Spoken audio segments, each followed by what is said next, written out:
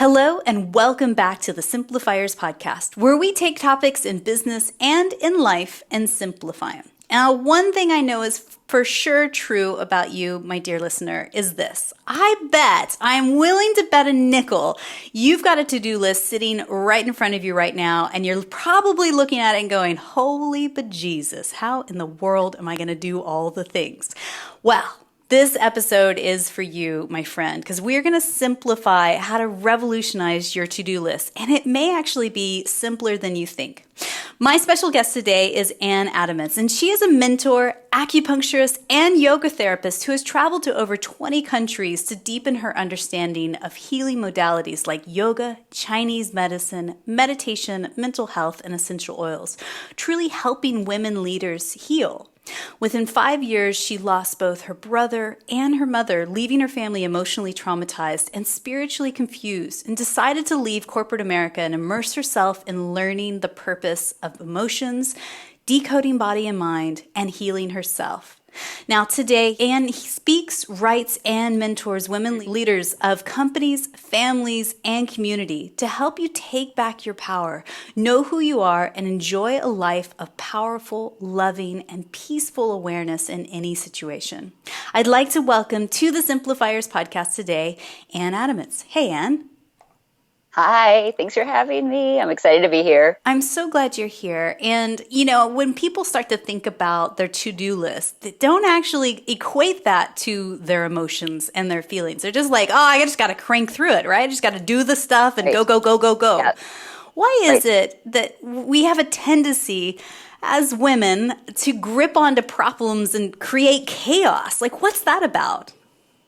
Well, you know, this is a big thing for me because I just grew up living on an emotional roller coaster. And when I was in corporate America, very much emotional roller coaster. And I just got to the point where I felt like, you know, I don't know if I can really keep this up. This is just so stressful. And I thought there just has to be another way for me to deal with everything that's going on. And so when I got into yoga and Chinese medicine and started studying this full time, I just couldn't believe what the practices afforded me in terms of just feeling peaceful.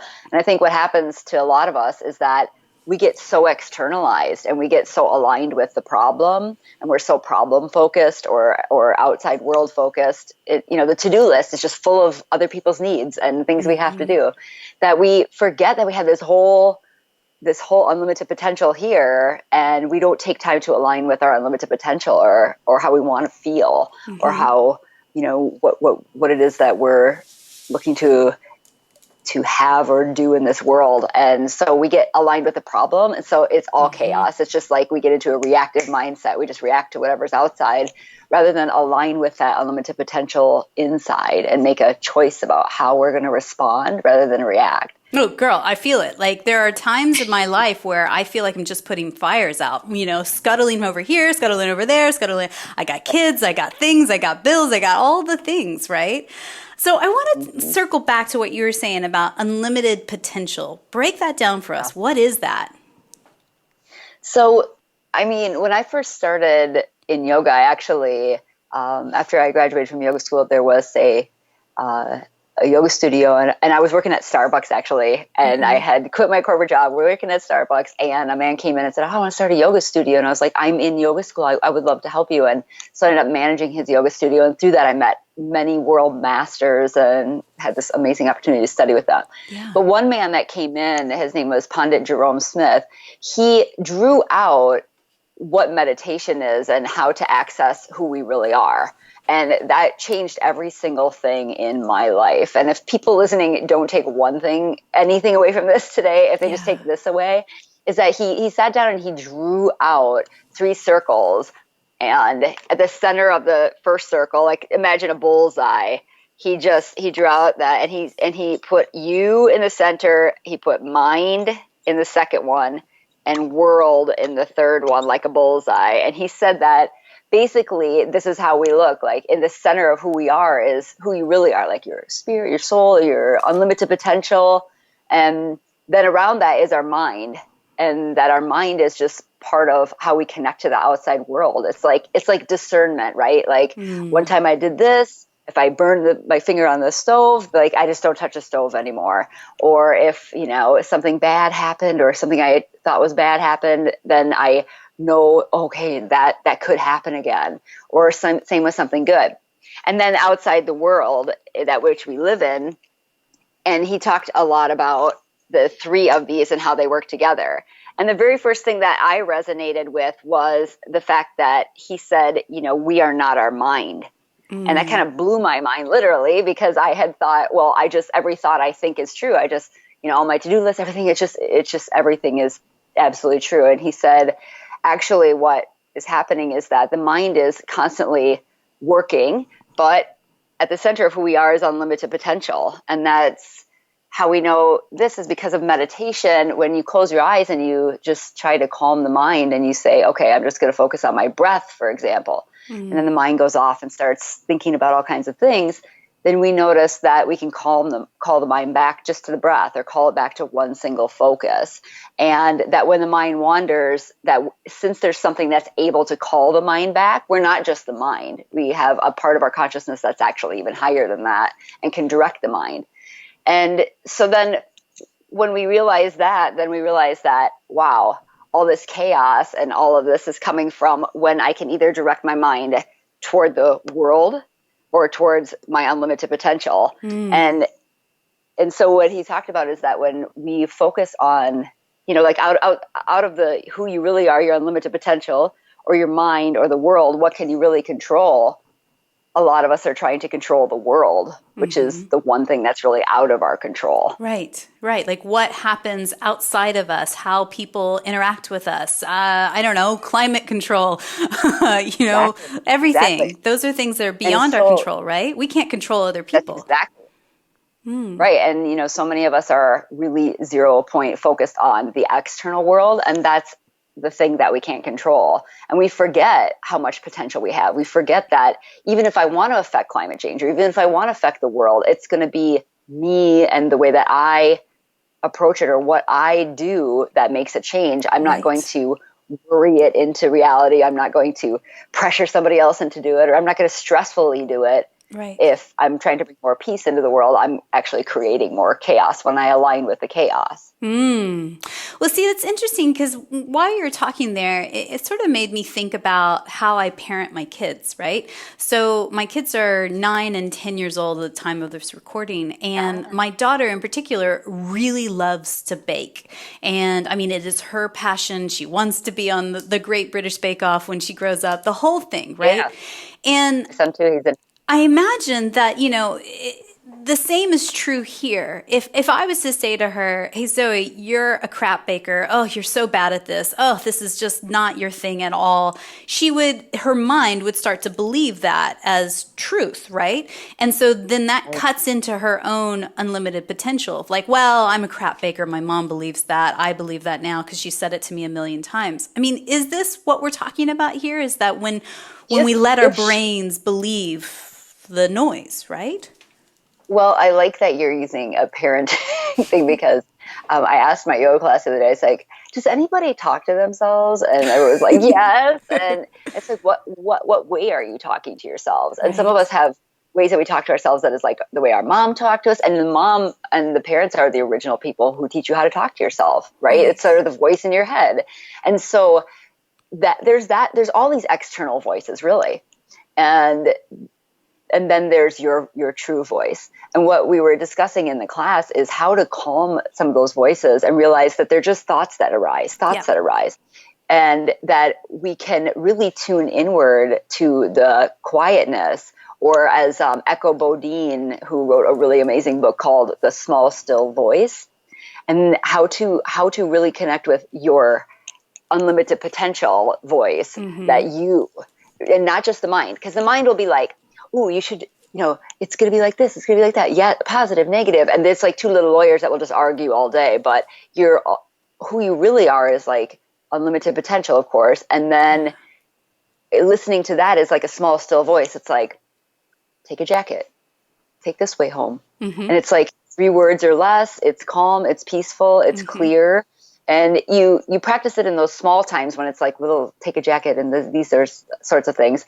so that you recognize it when it's big stuff like take this job, or this person has a message for you, or this is a good thing, this is the right thing for you, and you can feel it in your gut. But it's learning to trust yourself, right? It's learning to listen inward, because as kids, when we have kids, they do have to listen to parents, because you can't clothe or feed yourself. So you do have to look outward for all your information. But this process is really for starting, I in fact, the course that I made about this is I really targeted it towards all women, but especially people who were like leaving a situation like high school or graduating or some kind of transition where they're learning to trust themselves rather than the outside world, because it's very chaotic out there. There's all kinds of changes. And so when you're needing to make a big transition from whatever it is, it's instead of asking someone else or looking to someone else for the answer, it's learning to really listen within of what it is that you yourself know to already be true. Right. And I think that that's where it's fascinating to me, is that, I mean, even in my own lifetime, just listening to the stories that I say to myself and, learning finally at age 41 to go, hang on, is that true? I mean, and hang on, is that thought serving me? Is that bringing me closer or further away from my ultimate goals? And I think that takes absolutely time, maturity, discernment, all of that. And I by no means have mastered this whatsoever, but I feel like how I see my thoughts now versus, say, even 10 years ago is revolutionary and different. I'm really glad you said that, because I said that exact same thing in yoga class, which was, the way I talk to myself now is very different than the way that I used to talk to myself. And, I went to a neuropsych conference here in Wisconsin. We have probably the foremost psychology department in the world, really. And they study mindfulness, and they study everything, all the science, all the pharmaceuticals, everything. But they talked a lot about narrative and the narrative that we have, and one person's question was how to change that narrative. How do I change it from this critic and all of that? And the answer really isn't that you're going to create a new narrative that now you believe and none of those other ones are going to show up. It's more that we start to become conscious of the narratives, because even in neuropsychology, you can't unbuild old neural pathways. So if you have an old neural pathway, like your mom's voice in your head, or some other voices that we have, those will always be there. But what you can do is build a new neural pathway. So that new neural pathway says all those things are going to be there. That's just normal. But I can accept myself anyway. I can accept all of that as just part of the normal part of life, and then make conscious decision on what the goal is for me, instead of what all these little short-term goals are, or what all these little positive, negative are. I can decide for myself that, one, that I know what the goal is, my goal is, and then two, that I can just accept myself the way that I am. And once we accept it, it reduces the voices of like, oh, it should be, shouldn't be, this or that. And it comes to just acceptance of ourselves fully. And that's really self-confidence at its finest, right? It's just total acceptance of oneself. Yeah. And this is what I think is so brilliant about the work that you do, Anne, is truly this. Anybody that's been tuning into this episode and thinking, well, wait a second, Mary, I thought I was going to get like tips on how to work faster, how to shove more into my schedule, how to be more like hustle and grind and da-da-da-da. Like that's the point, you guys. Like it's not about that, right? It's about something so much deeper. It is about the belief system that you have built into your brain and understanding the ultimate goal that you are aiming for, instead of just chasing after putting out little fires here and there. So tell me more about this ultimate goal instead, and how do we get there? What is that in your mind?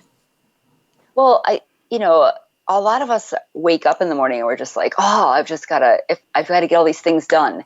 And I used to wake up with a to-do list in my head. Like I wake up and then I'd be like, oh, I got to focus on getting my son to school, got to get him up, got to get it moved, I got to get it lunch packed, and then I've got to get going to teach yoga and teach peace, okay? So I better hurry up and get that. I better hurry up and get my son off in a really rushed way that's not peaceful, and then I've got to go teach people peace. Right. And so I started becoming, this is counterintuitive, and this really got me to start really hardcore thinking about what is the goal. And why is the goal only in certain times or only after I've gotten my to-do list done? And then this is where the revolutionize the list comes in, is because it's not about the list of things that we have to do. There will always be more. It's like laundry that will never end. Laundry will be forever. Mm-hmm. And so it's about how we show up in doing those things. It's how I am doing those things. So what I decided to do was, when I woke up in the morning, it all comes back to those 3 circles. Am I focusing inward on myself and my unlimited potential, or am I focusing on what the world needs from me? And if I'm focused on the world, it's really out of my control, and I'm just like in a reactive state. But I can take that first moment of the day and come back and identify what my goal is. Because even if I want to get my to-do list done, it's so then I can be happy. Mm-hmm. Or even if I want to get my son off to school and hurry up and get him there, then I can get the things done I need to do. Mm-hmm. And so like what I keep trying to get to is this feeling of peacefulness. And I keep putting something in between me and that, like getting my kid to school or getting this done. And instead of doing that, why don't I just focus on the goal itself, which is the peacefulness and feeling okay?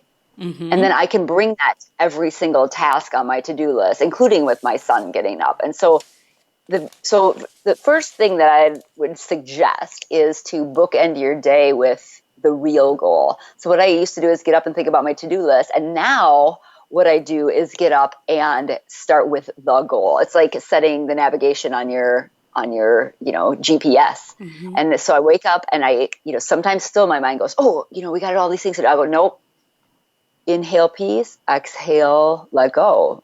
Like every thought, word, and action is aligned with the goal of peace. So even if it's getting my son out of bed, even if it's walking through my house, just slow down and be the peace, be that okayness, be that energy that I'm looking for, because mm-hmm. that's what it is. I only have control over myself. And when we falsely identify with like all the things I've got to do, then I get into that frenetic energy and it just becomes a snowball. And that's how I feel. But that same amount of things, those same things can be done in that energy of peace and mm-hmm. slowing down. Mm-hmm. Oh, it's so true. The more we push, the more we get pushed back. It's like they watch more what we do than what we say, right? Mm-hmm. And that's the thing is that I think is so fascinating about our brilliant and sometimes chaotic brains, is that when we get trapped in the panic of chaos and, oh my God, there's so many things I need to do. I should be doing. That's the worst, the shoulds in life. It's not true, is it? I mean, if you look at the things that are on your to-do list right now, how many of those things are really, really pushing the needle forward in your ultimate business goals? Or are you actually just putting fires out because other people have dumped things onto you? And so it just feels sometimes like our brains, we have to really stop, pause, like you say, and have our focus on peace as the ultimate goal to move forward, right? Yeah, and alignment with ourselves. I work with a lot of people who start calling me saying, I want to leave my job. I'm so sick of my job. I've got to get out of here right now. Mm-hmm. And and many of them do. I've had people leave and write books, and I've had people leave and get a 10 times job better than their dreams. And I've had people realize at the end of working that they actually really like their job, and they just recreate themselves within the job by putting up good boundaries and becoming really clear on what. And so, but this all starts with, instead of aligning with the problem energy, in which it's so defeating. And you kind of see that going on in our world right now, where people, they look outside and they get really freaked out about what's happening, and then they feel demoralized and they just want to go to bed or watch Netflix and just pass out, right. Because it's too much. And so, because we're aligning with this outside negative energy and we're not aligning with the unlimited potential with what we have inside, I think the big thing that causes us to not be present or not align with our goals is when we judge what's happening. Mm-hmm. Of all my training, probably the most intensive training that I've done is Vipassana meditation, which is a 10-day meditation retreat where you meditate for 10 days. It's 10 hours a day for 10 days, no writing, no reading, no phone or anything like that. No eye contact even with anyone. Wow. And it's pretty intense practice. But what happens there? You know, if you think about it a certain way, you're like, oh, well, you're just sitting there on a mat for 10 days. What could possibly go wrong? I mean, you're not doing anything, right? But then you sit there and about, 10, 20, 40 hours in, and you just witness so much suffering. And then you just realize, oh, wait, you open up your eye, you're looking around, you're like, no one's doing this to me. Like, this is not happening right now. This is all in here. This is all in here. Nothing is happening. But inside, there's two reasons that it's happening. And because there's two reasons that it's happening. And the practice of the Vipassana meditation really is talking a lot about these being the big problems, is that I'm judging things as either I want something to happen or I don't want something to happen, or I should or I shouldn't have, or I want. And those two things will cause us to say that right now in this moment is not okay, and I'm not enough, and I don't have enough, and it's not enough.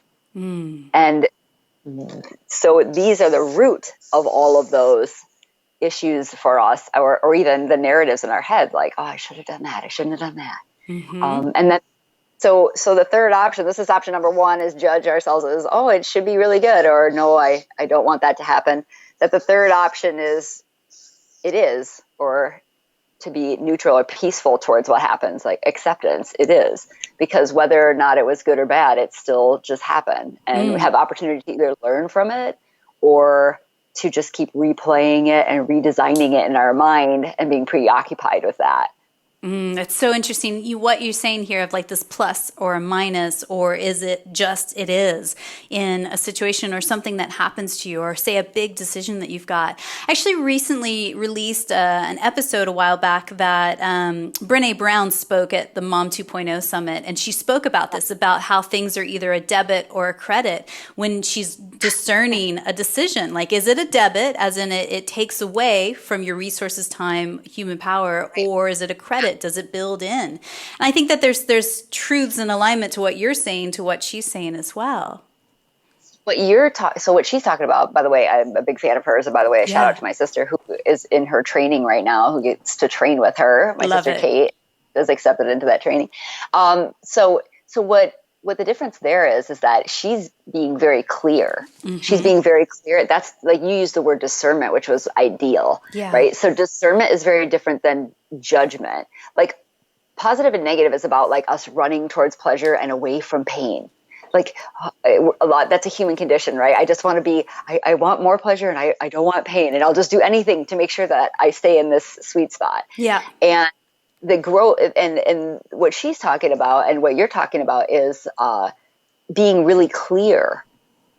Not do I want this or not want this. It's like, is it either a credit or a debit? Those are just that's clarity, really. Looking at that, it's just like the same way with people in relationships, right? I see people who get into relationships and they stay in relationships, or they are getting into relationships that maybe aren't the best for them. And they'll say, oh, well, the person could be this way. Or sometimes, I just see the best in them, and I try not to see the worst in them. But in the middle is just see them as they are. Yeah. Right. They're either a credit or a debit. They are that. I mean, everyone has unlimited potential, right? Everyone does. What are we doing with it?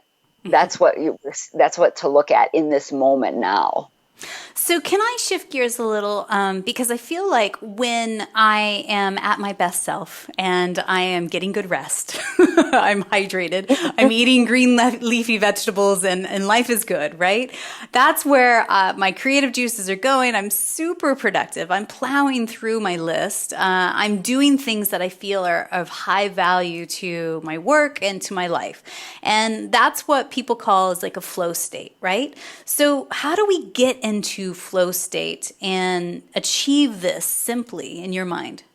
Well, I think simply is to really understand what flow state is, and that it's really an uncovering of all of the thoughts and all of the rat race. It's actually doing less. And so many of us are just thinking, oh, I got to get all this stuff done and then I'm okay. But it's the being okayness of it all. And that's really peeling away those layers of all of that mental rumination. Like, even if you're going to be, a great athlete, what they're learning to do is be in this moment completely aligning with this moment and connecting with the ball or whatever it is. And that requires quieting of the mind and bringing body, mind, and spirit all in one place. And that's why your self-care and all of those sorts of things help you prepare for that to be much easier.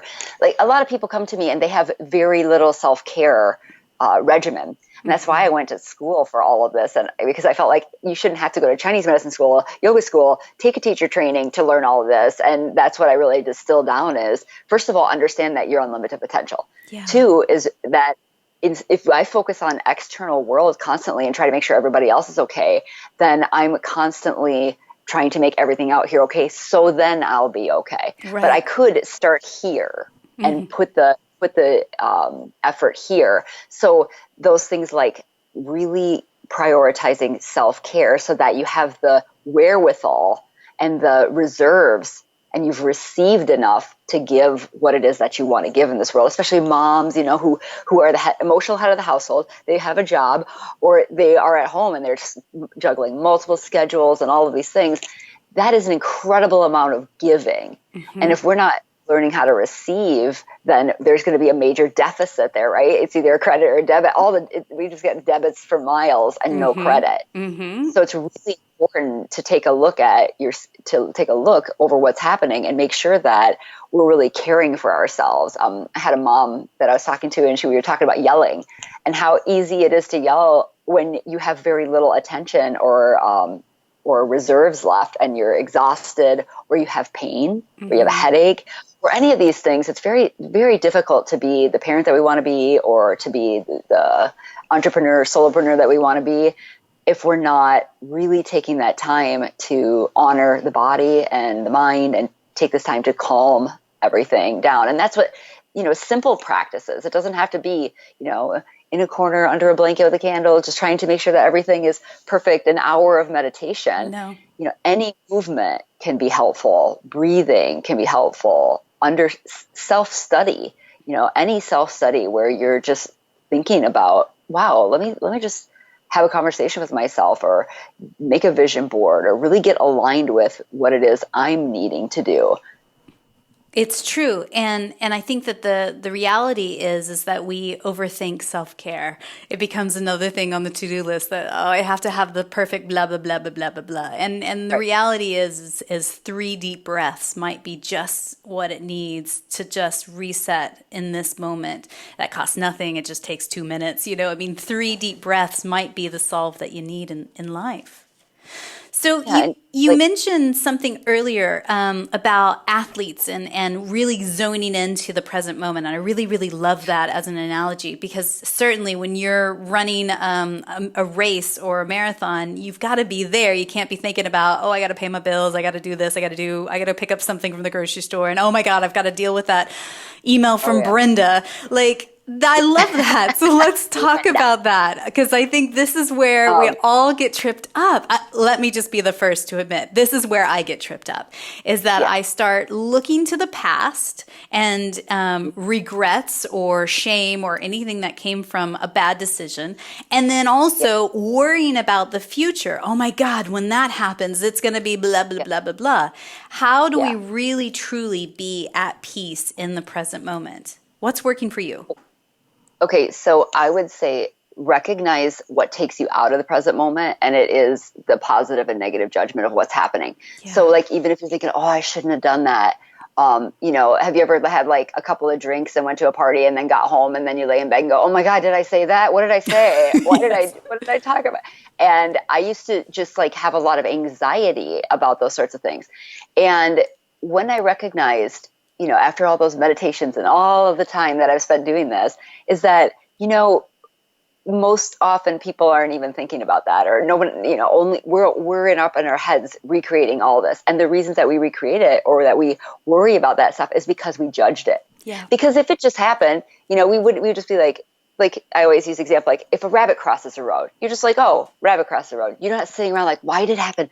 What should it have done? Should I have done that? No, you just say it just happened. But if someone cuts you off in traffic, you'll say, why did they do that? Well, they shouldn't have done that. and you can just judge that whole scenario. But it could have been somebody racing their pregnant wife to the hospital or something. Right. We don't know what the reasons for what happened, but it's the judgment that causes us to stew on it. So if you had, your couple of drinks or whatever, and you said some things at a party or whatever, it just is.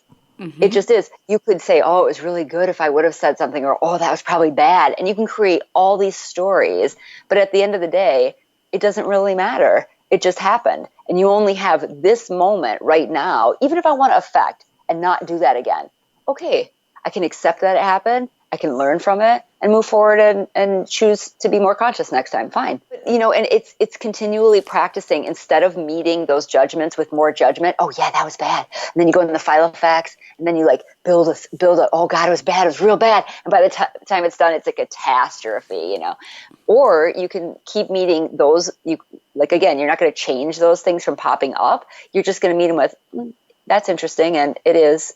And so it is, so I said those things. And so it is. I can't go back and change it, but I can make a conscious effort now to say it's okay that happened, and then just start again. Mm-hmm. And I always say to myself, start again. Just start again. I don't have that moment. I have this moment. And if I judge myself, I'm going to compound the issue. Or if I judge other people, and this is where it gets tricky, but it's working from the inside out, is not judging ourselves. And then, having that compassion for the next person who's at a party and says something is well, it is, it just is. Yo, and you're speaking the truth to me, and it's hard sometimes for me to hear this. So I'm a Myers-Briggs ENFJ. J is part of who I am. I'm a judging person, and that, for better or worse. And I really am. I know what you're saying is true, and I really am working towards being less judgmental. I think what happens in my poor little pea-sized human brain is that I just see things that happen, and I go, oh, judge, is that a good situation, a bad situation? Yeah. Am I safe? Am I not safe? And I think that we tend to do that as humans. And I know that that's not working at my highest self, right? Well, first of all, just have a lot of compassion right there for that part of yourself, because that's important. Mm. And that J is really a superpower that you have. And I think where you can really zero in is on the discernment versus judgment piece of it, because the discernment is giving you that true information of seeing things as they are. But the judgment of it's good or it's bad is what's detracting from the clarity, mm-hmm. right? Because you're just oh, it would be better if it was like this, or they shouldn't have done that because of all of this. Instead, you can just say, this is what happened, and this is what needs to happen. And I love the truth of start again, because I think what's underlying there is giving yourself grace in that moment. Yeah, I flubbed that up. Let's start again. Because the definition of grace is the unmerited favor of God, which means unmerited means you didn't do something really good, positive to get it, and you didn't screw up not to get it. It means it doesn't matter what happened. It means that you still are loved and accepted, and you can love and accept yourself through anything. And that I did not, the first time, so I've done that Vipassana retreat 2 times. And the first time that I did the 100-hour meditation retreat, I didn't know that. And so I sat for many hours really punishing myself, saying, you know what, that was bad. You shouldn't have done that. And I just grueled. It was grueling. And you know what I found out after that first one, even though I didn't accept myself fully, was that, you know what, and it still is. I was still there. I was still okay. And I didn't have to just believe that that's the only way to see myself, that, hours later, there was something else to think about, But on the second retreat, and after I'd done a lot more meditation and introspection and studying, I really, truly know for sure that it's all okay. You didn't do anything so bad that's not unforgivable, and you didn't do anything so great to make you better than, everyone. It's just that it is, you've got unlimited potential. It's where you direct it, and you can keep starting again in every moment. I love that. So you mentioned there are 3 steps to taking back your to-do list. Let's break that down real quick. Okay. So the first one is know who you are. Mm-hmm. Know that you're unlimited potential, and know that you can direct that unlimited potential. So that when you're waking up and you're thinking that your life is your to-do list and you've got to get that done in order to be okay, once you know that you're unlimited potential and you can direct it towards yourself, you can know that you've got all of the reserves to do whatever it is that you need to do. Mm-hmm. Okay. And then number 2 is to know the goal. Because if the goal is to get your to-do list done, then that's just going to be an ever-chasing thing, and you're going to be constantly away from what the goal is, because the goal is what's actually behind getting it all done, which is to feel peaceful. Mm-hmm. And so if your goal is to be peaceful and to be unconditionally loving towards yourself, then you start right there with that goal. And then do everything with that in mind. So whether it's waking up your kid, thinking about being peaceful in your thoughts, words, and actions that way, thinking about being peaceful in the way that you're addressing the thoughts coming into your head with it is, all that sort of thing. So know that the goal really isn't to get everything done and then be peaceful. It's to be peaceful while you're going through your list. Brilliant. Yeah. And then step 3. Step 3 is the self-care piece that we've been talking about. And that is to focus on the sustainability of being able to do the to-do list. And that's really where, I spent a lot of time with people developing that. And like we said, it doesn't have to be a totally new program that you'll scrap in another week. I would say really look over what your current habits are. And if you're an INFJ or ENFP, really embrace what motivates you. And it can be as small as starting the day with the real goal of peace in every thought, word, and action. It can be resetting throughout the day with breathing or whatever. It can be adding a yoga class a week. It can be adding, a guided meditation before you go to bed on an app. There's so many different things that you can do. I would just start adding one small thing at a time and building it into it. Could be something like adding a massage a month, especially if you have no self-care routine. You might need to really receive something from someone else, or an acupuncture treatment. But starting to really schedule receiving time so that you are sustained to be able to do all the amazing things that everybody's doing out there. I mean, there's so many people doing awesome things. Yeah. I want you to do that, and I want you to feel good. And I need for women to lead, and I need, and one of the things that we need to be able to do that is self-care to sustain ourselves and really stay in that flow. Yeah. So step 3 is scheduling in that time to get yourself realigned back to yourself. And like you said earlier in the episode, bookending your practices daily, both in the morning and in the evening. I think that's really smart, because I have a hamster inside my brain, and she loves to run. She's just really good at running. She goes fast, fast, fast, fast, fast, fast, fast, and doesn't really remember sometimes, unless I remind her gently, why we're running so fast and why we're going so hard. And I think it's just that you just have to get back to center and realize what this is all about. And like you say, the ultimate goal is truly peace, not I got 80,000 things done today. Look at me go. Yeah. So, Anne, people can find you online at your website, and I'll put the link in the show notes for everybody. Your work is brilliant, and you're really doing stuff out there to help women who are leaders to remember this stuff, and I think it's really, really important. So, Anne, I have a couple of questions for you that I like to ask everybody that's on the podcast. First and foremost, what's one book or blog that you're reading these days that is either inspiring you or maybe even challenging you and poking holes in your belief system? Well, I like, I could do like 50 books right now that I'm reading and blogs.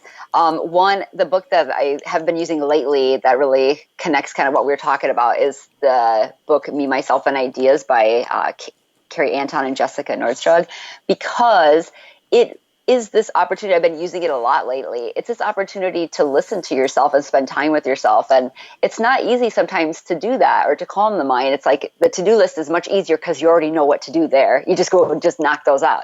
But when you're trying to figure out like, what do I really think? This is a book that gives you lots of different exercises to really listen to yourself. And you could wake up, have coffee with God, and do an exercise from this book. And it's just cool.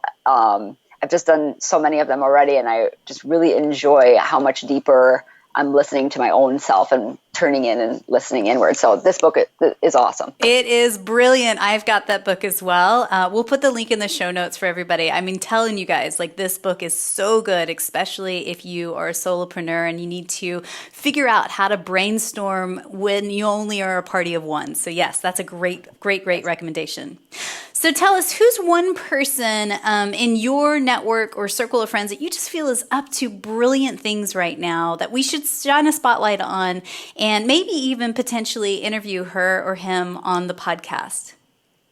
Yeah, somebody who's been a really big inspiration in my life, her name is Laura Rovin, and she is a coach, and she's her name is Laura Rovin. She is her business is Terra Simpla. But the reason that I think she's a truly phenomenal person is that she's a living example of all of these qualities that I've been talking about. She's just a really strong leader in the community. And her husband, they started a company on permaculture, which is using every part of your land to be useful and to have a purpose. And they're just extreme. She is an extremely grounded and amazing human being, and she's really a spiritual and community leader.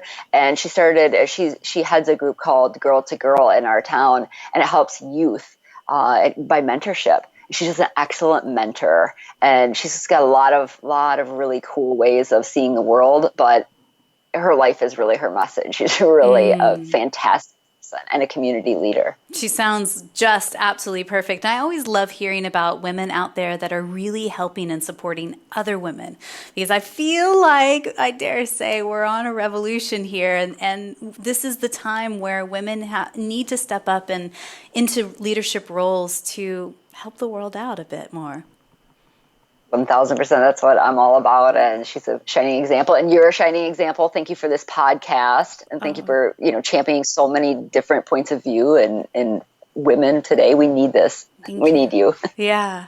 So I believe gratitude and simplicity go hand in hand. Tell me, what's one thing you're grateful for right now in your life?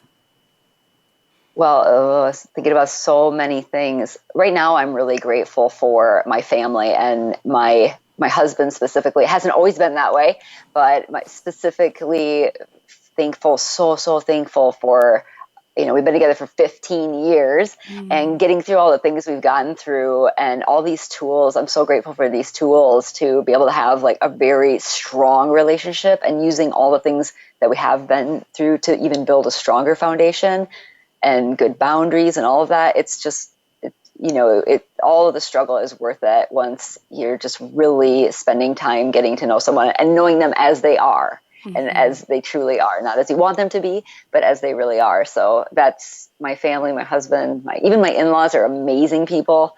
It's relationships are important. It's beautiful. So Anne, if people wanted to connect with you online, where do you hang out the most when it comes to social media? Probably Instagram these days. I'm usually there sharing where I'm at. I love the colors and the pictures, so I'm on Instagram. Oh, great. So her channel is Instagram.com/Anne Adametz. And again, we will put that link in the show notes so you know how to spell it there. So Anne, thank you again. I really, really, really appreciate your insight. I appreciate the message you're putting out here in the world. And I also appreciate very much so that you're not somebody that's saying, well, Mary, just hustle and grind and get it done. And push, push, push. That's how you knock through your to-do list. What you're actually talking about is building the foundation and really understanding what's underneath all this. It's so much more important. So I like to end with this one final question. Someone somewhere is listening to this episode right now, and she's chuckled along with us, but then she's also going, well, yeah, Mary, yeah, Anne, that all sounds well and good, but I do actually have 80,000 things I got to get done today. And what's one thing that you could whisper into her ear right now just to encourage her in this moment? I'd say that it's all going to get done. It's all going to get done. And I would say slow down. Just take this time for yourself and know that you're worth this time and that you're whole as you are right now, that nothing you get done is going to prove that to anyone, and that it's all okay. It's all okay, and you can start again. Just start fresh, breathe in, breathe out, start again. Start again. Thank you so much, Anne. I really appreciate you. Thank you. I appreciate you so much. Take care.